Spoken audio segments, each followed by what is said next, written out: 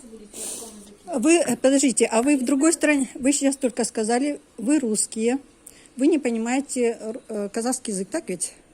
А вы бы посмели сказать где-нибудь в другой стране, в Эстонии, на Украине, во Франции, мы русские, мы не понимаем ваш язык, говорите со мной по-русски. В Казахстане же два языка. Айнлайн, у нас нет же запрещенного, что мы не умеем. давайте я вам немножко... Нет, я не хочу. у вас не запрещено. Хотите обувь покупать? У нас ничего не запрещается. До свидания.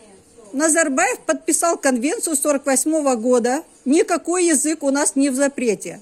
Но вы, согласно закону о правах потребителей 2010 года, 24 статья, 1 пункт, обязаны донести всю информацию сначала на языке государства. Мики, Клюптор.